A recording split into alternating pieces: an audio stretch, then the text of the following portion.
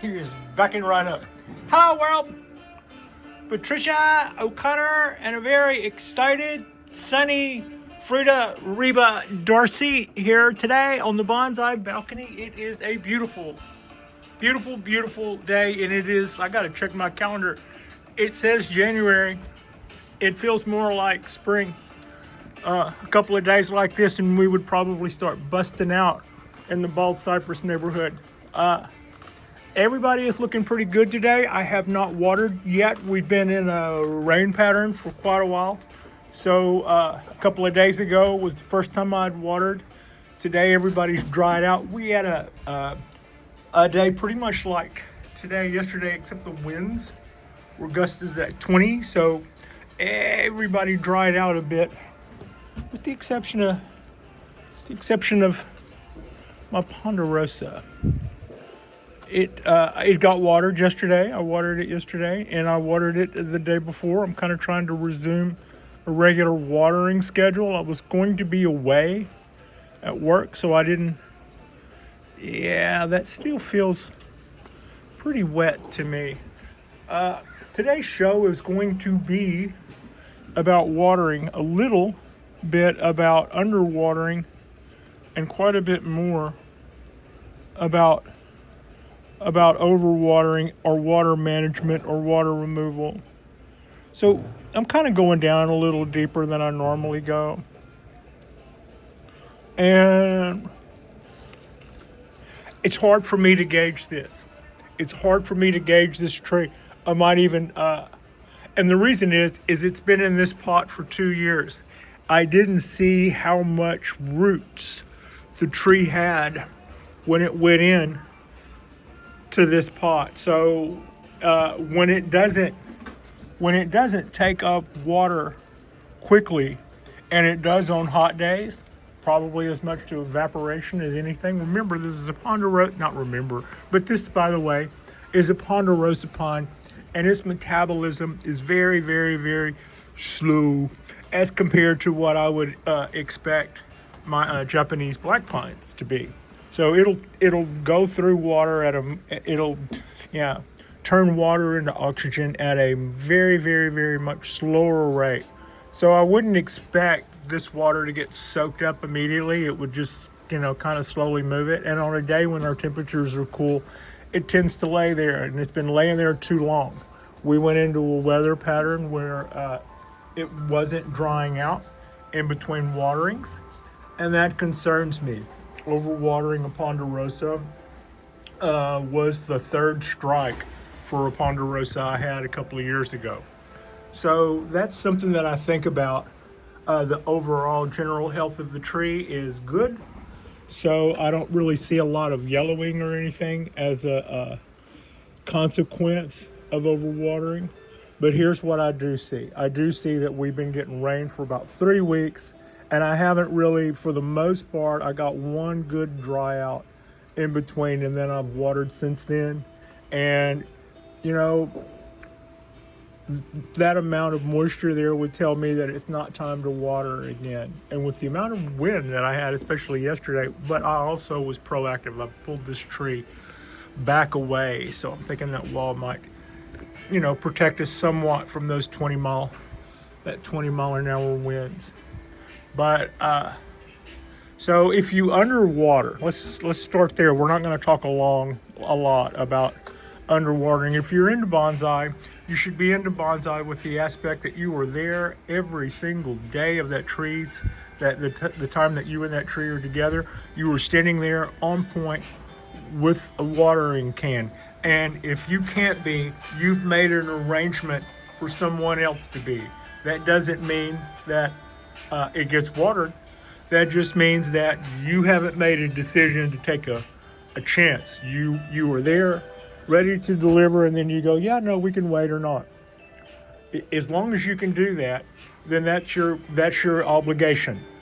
You shouldn't go into bonsai if you can't water a tree every day if it needs it.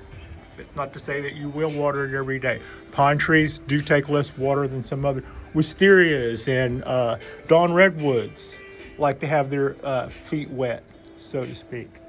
So that's underwatering. And when you underwater, a lot of times, like for instance, that darn redwood would show me when it's underwatered quickly with leaf drop, as would these bald cypresses. Another tree that'll tell you really, really quickly with leaf drop when things aren't going well, and we're talking within hours, would be a wisteria, my Chinese wisteria and my Japanese wisteria.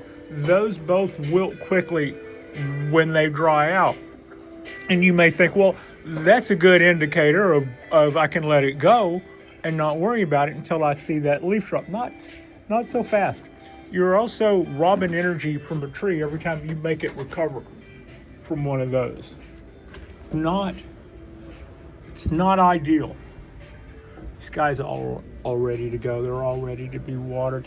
The time that they spend in dry soil and they're not being too dry is the time that these guys are getting to green up and further photosynthesize more than they have been over moments when they've been overwatered. So this is our time to green up. This is a quick look at our little tree and pot and tube.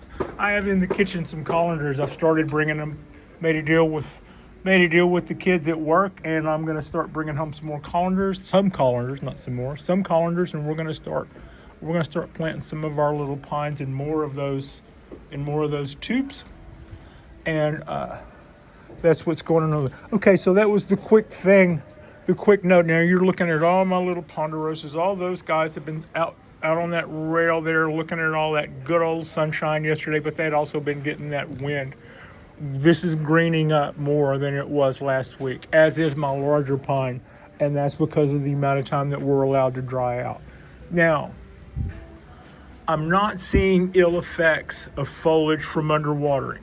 Oh, to cap it off, the last little, I'm kind of ping-ponging back and forth. The last little bit about underwatering is if you allow the leaves to drop on a tree or a plant in general, in this way, as is above below, when the leaves are dropping for lack of water and the tree is in shock and not moving water, it loses hydraulics. It also loses its ability to keep itself cool. It's like on a really, really hot day, the water needs to be moving, but then we've just shut off the waterworks. So everything gets hot and nothing's allowed to cool. That's kind of what you've got going. And then sometimes if it goes into shock, once you water it, the waterworks aren't running. The pump isn't primed and the tree's in shock. So it just sits there overheated and continues to overheat and doesn't move water. So that's the risk you run. And I would counter that by trying to cool a tree as quickly as possible. If you come in and you see some wilted, leave the wilted. If you see stuff that's already dried and dead, cut that off. In the way of foliage we're talking about, cut that off. There's no point in the tree trying to expend any resources or further losing water over a dead leaf. But if it's just lost its hydraulics and is wilted but still, then see if that bounces back. As is above below. You have, whenever you see leaves drop on a microscopic level or a very small level and below, you will be losing roots along with that. So it's not like you get away. Scot-free, as they say. Now, overwatering. This ponderosa likes less water than my Japanese black pines. My Japanese black pines are showing their winter color, plus a tiny bit more, and those ponderosas too, because we've been in a deluge the last couple of weeks with storms backed up offshore between here and Hawaii. We get like a day or two of rain, of fairly steady, not crazy rain, but fairly steady rain, and then one day of non-rain, which doesn't really dry out stuff because the humidity is still typically pretty high. So we don't really dissipate enough water, and then we go right back into it. So that doesn't mean I can just kiss all of this off. I am concerned about possibly overly so because I've lost a tree. It was like, I usually say it's not one thing that kills the tree, that 90-degree day, and we lost a lot of pines this summer, those couple of 90-degree days, but also that probably still wasn't the only thing that affected. Why did one pine live and the one right next to it die? There's reasons. It might just be that was that tree's time to go. It was genetically not as strong when it came to that stuff, and too much was expected, but we never knew. Or it might have been that we had taxed the tree in other ways. Or it might have been that we didn't pick up on a clue and the tree was being taxed for other reasons. So putting all of that stuff into perspective, we can look at a 90-degree day or a 100-degree day and say to ourselves, well, it's hotter. It's hotter up here in this balcony than it is on the ground, and they're talking about it being 90 degrees. So we can expect to see some cause and effect from that, while at the same time should try to be proactive. This past year, even though we had those losses, that might still be our high water mark. Some of you may recall, I knew going in that we were going to have some of these high heat days. We've had them traditionally for the last couple of years in October, when we have Julys and August that's mild 70s, and then all of a sudden in October we see 90s. So those are times when the trees should be going and becoming more winter hardy, and then pow, heat. And they might have already started slowing down, so they're not moving a lot of water. So that's kind of what I would say in regards to worrying about how much underwatering can cause and what that can do to us at certain times of the year. We're going to say in relation to that, to overwatering. As I stated just a second ago, this tree is not really showing me any ill health from overwatering, but I am concerned that we are not out of our rain pattern yet. One, we're still not out of our rainfall. Beautiful day. It's 70 up here. I know it's 70 something. Just as sure as I'm standing here a little too warm in a t-shirt and a sweater. So it's quite warm, and we're just going to enjoy this for what it's worth, but there are more storms on their way. So this is our moment to dry out, and everybody's getting their chance to do so. In a little while, I'll go back through and water all these smaller trees. They hold less water. They hold less reserve. This guy is not, it's like I stated earlier, we haven't started seeing too many ill effects from that. I've got some third-year needles I could clean up, but that doesn't mean that I should not be proactive. And by proactive, I want to do things to move the water that I do give this tree out of the tree more rapidly, and we can do that by tilting the pot. That's pretty much a universal method for running moisture out of a tree quickly. I have heard that there are downsides to it. I get that, and we'll discuss those in a second. One mistake I have done before is I didn't really look at the tree from one side to the other. I would just go, if you tilt the pot, then that will cause the water to evacuate out of the pot more rapidly. It won't puddle up in the bottom because it's not moving fast enough.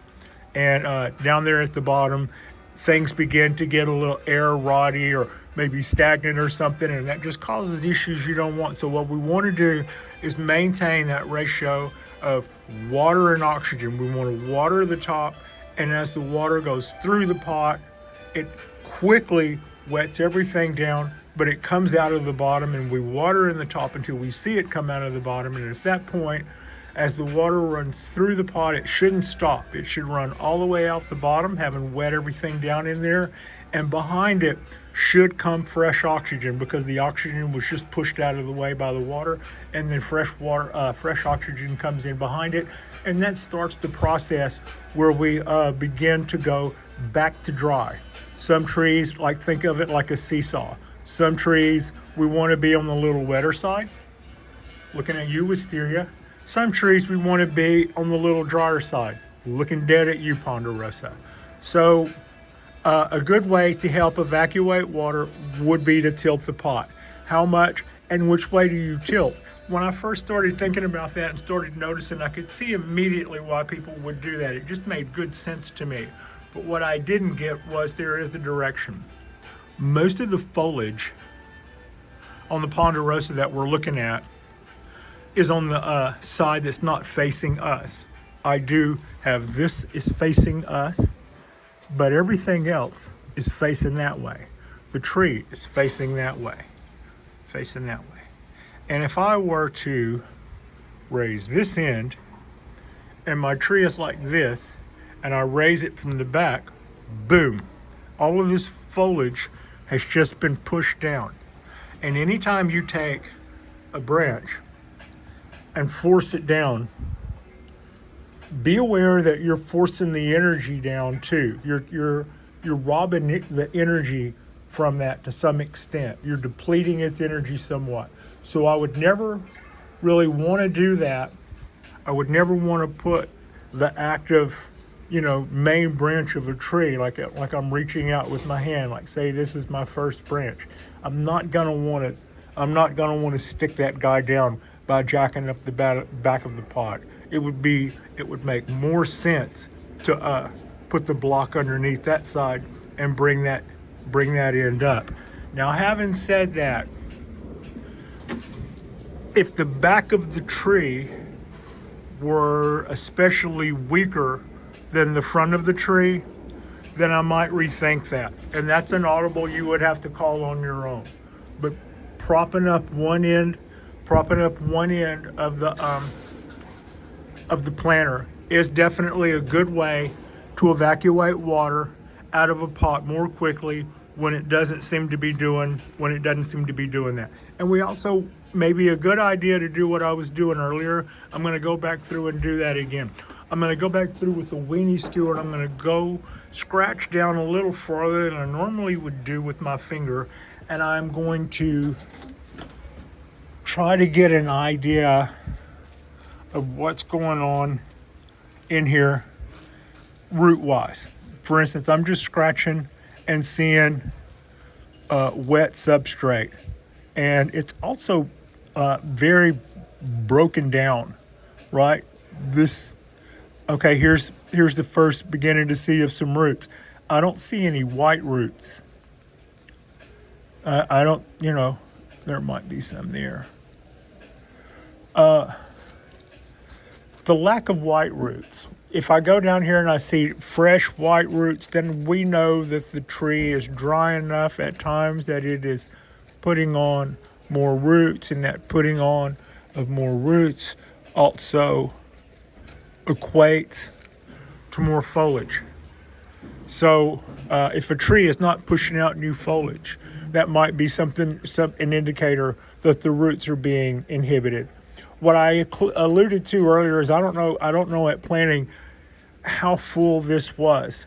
The part where it seems to be slow to take up water might just be a matter of there's not that huge of a root ball compared to the size of this container. It's been in here a couple of years. So that should have roots throughout. So what I'm going to do is be proactive on this guy, and I'm going to tilt the pot up that way, raising that end, and I'm going to raise it on this. This is the same thickness as if you had a 2x4 laying around, and I don't. I've used all mine. I just noticed a little while ago, but this is the same thickness. The advantage to a 2x4 would be this would be the end I would use. The thickness, the two side of the 2x4 would be the thickness that I would do most trees. This side, I might actually go with turn the block up on end and go with the 4, or use a little block of 4x4 posts, which I'll probably bring a couple of those home from work.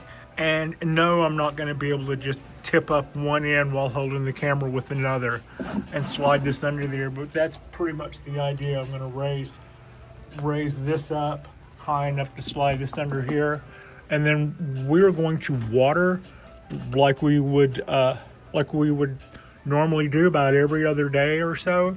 Actually, we're going to watch. We're just going to water like we normally do, but we're going to take a proactive approach and see where we are and then water accordingly.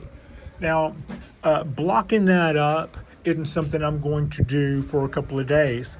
Blocking that up like that is the slow process. What we don't want to do to a tree that may be overwatered is yank it back and forth on a leash, like do this and then do just the opposite a couple of days later. Like, for instance, if I were taking it in and out of a greenhouse a whole lot or something like that on hot and cold days, it's just, yanking the tree back and forth. Now, having said that, this would probably be, with all of those rains and things, this would probably be a good time, if I had a greenhouse, to throw the trees that take up less water during this rainy season in the greenhouse until that foolishness is over with. We want to always be able to maintain our balance of water and oxygen, or we're going to affect our roots. And right now in the winter, what we do to affect our roots will affect our new growth in the spring, will affect everything we do. It'll expect that to take a month, couple of months of, and I'm not going to take the tree down off of that block when it goes up there to water it. We're going to water it with it on that block. The water's going to run through there a little faster because we've increased the angle.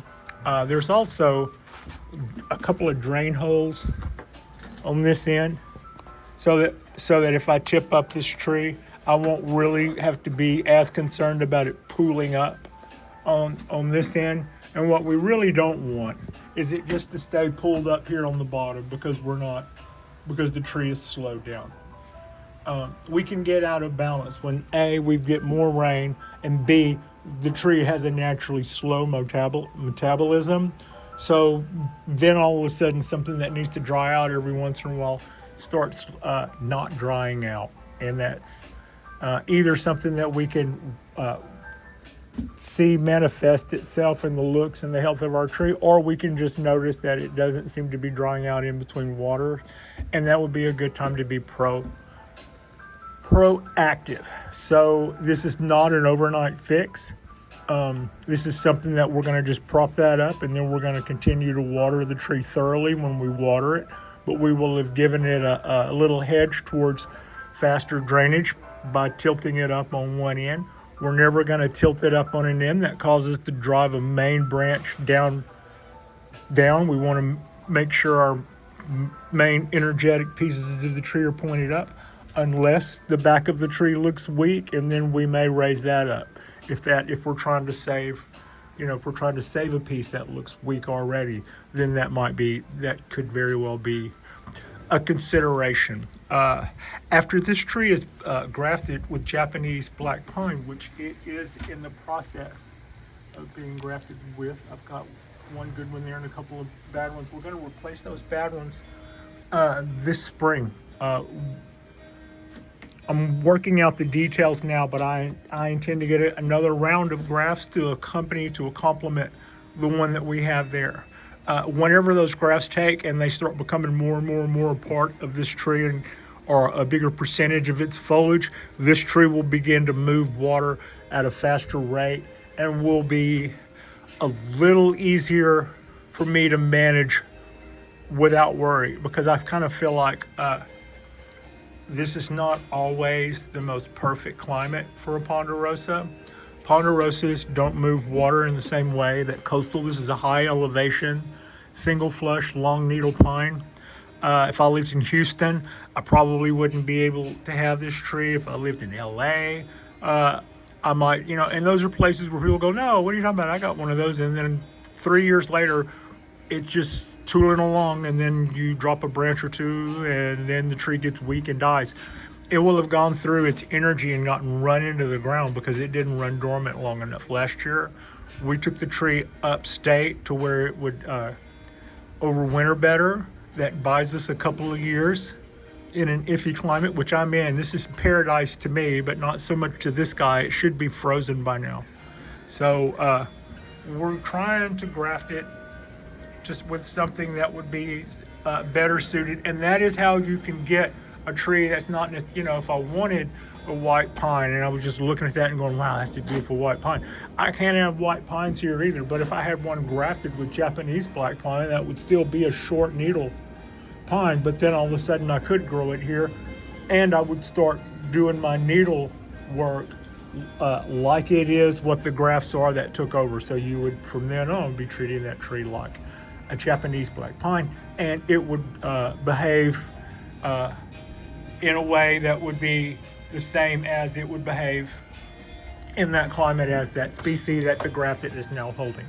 So that's our little spiel about underwatering, which is a no-no. You always need to be ready to water, or overwatering, which is you need to have ideas. Now, the last round of water, this I was already in a process of trying to dry out my ponderosa. So what I did is I rolled a cart in here, and I brought that guy down, and I brought it into the living room right here in the living room. So technically, I brought the tree in the house, but I also left the patio door open. So the outside temps where I'm standing would have been pretty much the same to me as a greenhouse. We would have gotten quite a bit of ambient from out there, and we would have still gotten quite a bit of light from here, and most of the air temperatures and the wind and all that other stuff would still be getting. It just would be out of the rain. And on this balcony, if we have a good rain event, everything gets watered. If you need to take something out of the water, like if I were going to take something to a greenhouse, if I had one, where I'm standing in the doorway of my balcony is about as good as it gets. I would not recommend bringing a tree indoors, as in if I brought the tree in and I closed the door and it was too much rain, but also it was cold out, so now I've got the heater on. Those would all be detrimental to the tree in an opposite way than the overwatering. Now we're going to dry the thing out and cause it ill effects, and also that ping-ponging back and forth from outside to inside, and outside to inside temperatures, if they vary a lot, is just as bad as the other things that you're trying to counteract. So balance in all things. And that concludes our little TED Talk on watering and overwatering. Like I said, in a little while I'll have this guy propped up, and for the next month or so, until we see a good amount of pushing new growth, which tells me that the roots are active down below, we're just going to keep ourselves propped for a little while. If you get any yellowing needles from that, expect the process to return from that. Sometimes can be slow. You don't always get a needle to recover from yellow. Sometimes they do, sometimes they don't. If it's just a lack of photosynthesis from a little overwatering, as soon as they dry out, that process switches back on, and you can actually see those green up in a matter of days. If damage has already been done to the needle, it'll probably show that damage until it signs off Soronar. And that's okay. And with that concludes our little TED Talk on watering. With the exception being, if you were going to leave town for a minute, you might want to try to utilize the wick system or something. I might put a tree low and put a pot of water high with a cotton line going from the vat of water to the tree, and it would just naturally wick down. Wisterias and cypresses, I would be able to actually set those trees in water, and they would still be okay. It would also prune the roots a little. You would kill back some roots, but they're actually a tree that is kind of healthier when they do that. That's like pruning the roots, and they flush back when you take them out. So that's a method of keeping wisterias and some cypresses is to grow them in water, which is to say that that's a great hedge against dehydration if you needed to split for a minute. Like and subscribe if you guys have not already. This is our Wednesday drop, and our next drop will be this weekend. I look forward to rocking and rolling this weekend. I've got several projects in mind. I'm not sure which way to go, but I've got more than one thing to be excited about. We did manage to hit our 1,000 subscribers. Oh my God, and it only took me 4 years. Yeah, we weren't exactly ever doing any. I never did anything to try to push our numbers. We could have done all kind of things to push our numbers, but yeah, I just kind of tried to do the same kind of casual thing that we've been doing, and we're here, and we're still going to be here. We're not going to operate any differently than we had when we had 19 subscribers back in 2020. So, yeah, thank you all so much for watching. I appreciate you so much, and Frida appreciates you.